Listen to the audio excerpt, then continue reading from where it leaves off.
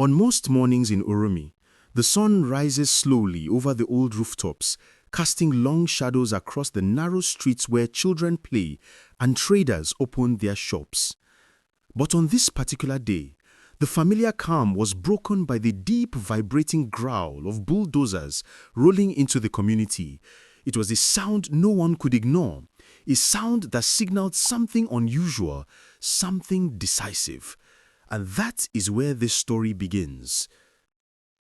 This story matters because it reflects a turning point for a community tired of violence and for a state government determined to reclaim peace. It is also a story about fear, courage, accountability, and the difficult decisions leaders must take to protect lives. As we go along, like this video and subscribe because your support helps us bring stories like this with clarity and responsibility. To understand the tension that led to the demolition, we need to rewind a few weeks. On November 16, Uromi woke up to news of a violent clash between two confraternities, a confrontation so brutal that residents were forced to shut their doors and stay indoors. Families whispered prayers, streets emptied.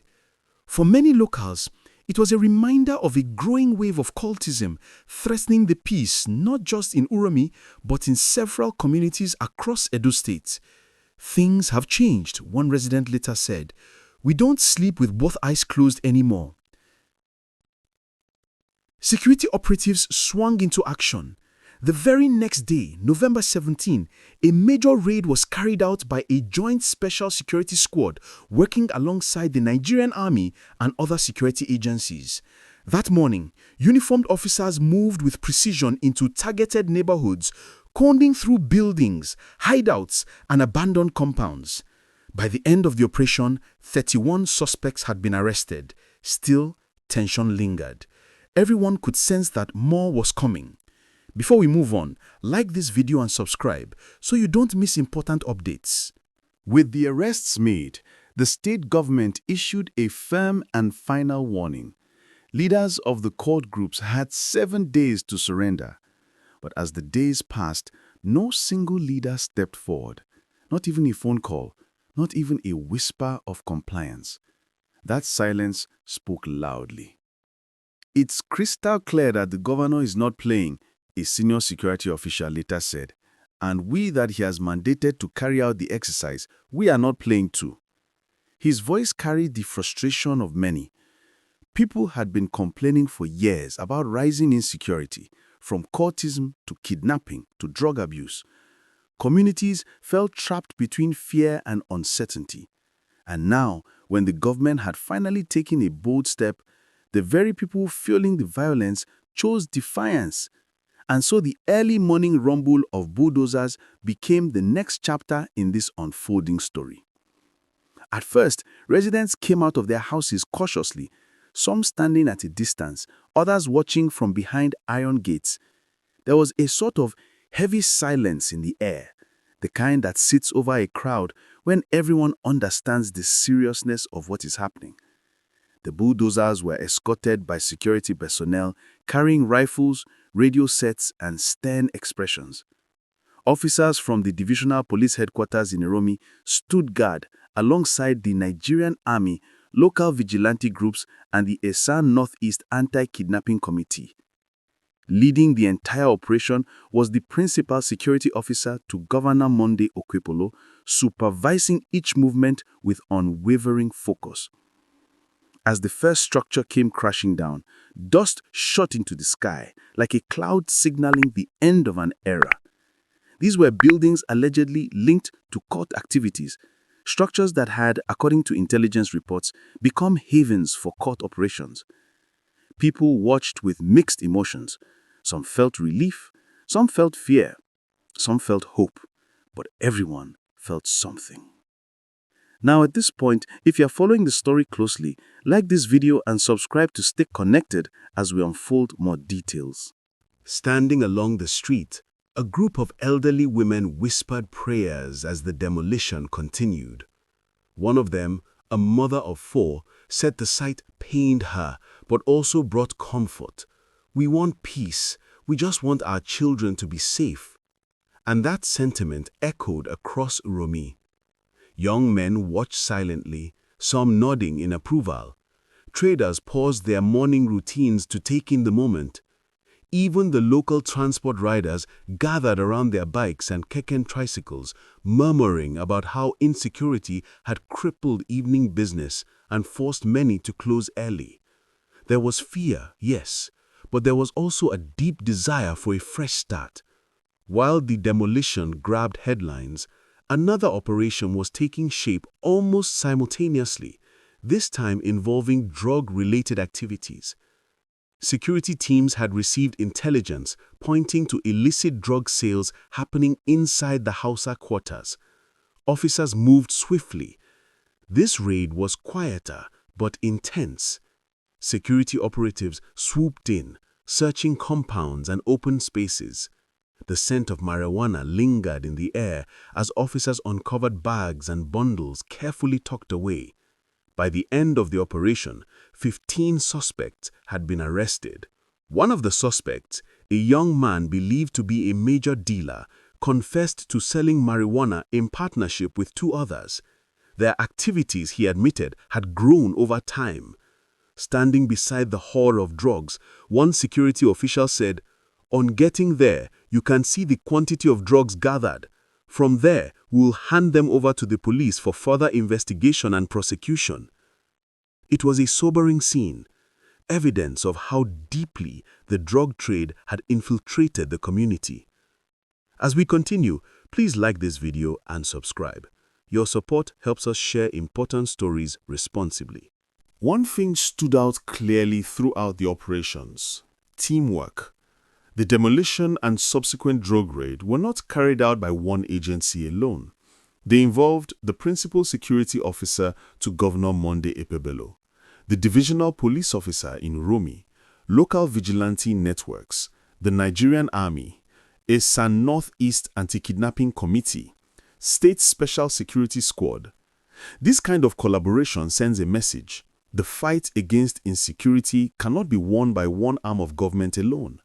It takes partnership, intelligence sharing, and coordinated action. A security source later revealed, "We will definitely catch up with anyone who believes he's above the law." After the dust settled from the demolition, conversations sprang up everywhere, in markets, front yards, and roadside kiosks. Many residents expressed relief. "This is long overdue," a shop owner said. "If the government does not act now, we will lose our community to these boys." Others felt unsettled. They worried about reprisals or about innocent people getting caught in the chaos. But one reaction was universal: everyone wants Uromi to be safe again.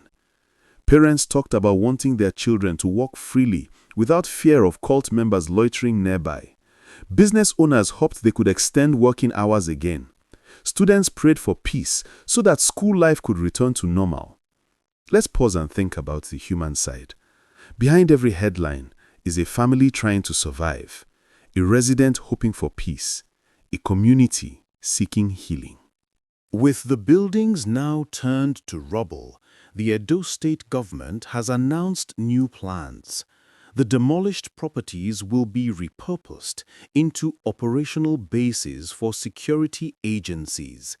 This move is symbolic. It means spaces previously used for criminal activities will now host those responsible for protecting the community. It flips the narrative from fear to safety, from crime to order. The Okpebolo administration has stated clearly that it is committed to stamping out cultism, kidnapping, drug abuse, and criminal gangs. What happened in Uromi is not just about one town. It reflects a broader fight across Edo State. Cultism has become a major concern, often linked with violence, robbery, and drug trade. And unfortunately, young people are the most vulnerable to recruitment. Security experts believe that without decisive actions like the Uromi operations, these criminal networks could expand, becoming harder to dismantle in the future. As we continue this journey through the story, please like this video and subscribe. It helps us keep you informed with balanced reporting. Watching bulldozers tear through structures is not an easy sight. It represents loss, pain, and the harshness of justice.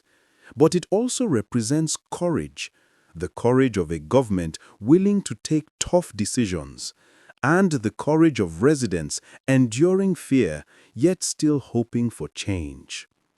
Imagine the officers on the ground, unsure of what dangers might be hiding behind each wall. Imagine the local vigilantes risking their lives for their own community. Imagine the mothers praying for their sons to stay away from cult groups. These are the human faces behind the headlines, and these are the people this operation was meant to protect. This story teaches us a few important lessons. 1. Community information is powerful. Security success depends on residents sharing intelligence. Silence can allow criminals to grow stronger. 2. No one is above the law. The Uromi operation showed that impunity has consequences. 3. Parents must stay alert. Many cult members are youths. Early intervention can save lives. 4. Drug abuse and cultism often go hand in hand. Fighting one means confronting the other. 5. Everyone must work together. Vigilantes, communities, and security agencies need constant collaboration. Your cooperation could save your neighbor, your child, or even your own life. As the dust settles and Uromi begins to breathe again, one message rises clearly from the rubble. This community will no longer be ruled by fear. The government has acted, the security agencies have shown resolve, and the residents have voiced their desire for peace. But the journey is not over. Keeping Uromi safe and keeping Edo State safe requires vigilance, compassion, courage, and unity. If we continue to look out for one another, report suspicious activities, and discourage our youths from joining harmful groups, then peace will not just be restored, it will be sustained. Thank you for staying with the story. Please like this video and subscribe. Your support helps us share important stories responsibly. Stay safe, stay aware, and may peace return stronger than ever to Uromi and the entire Edo State.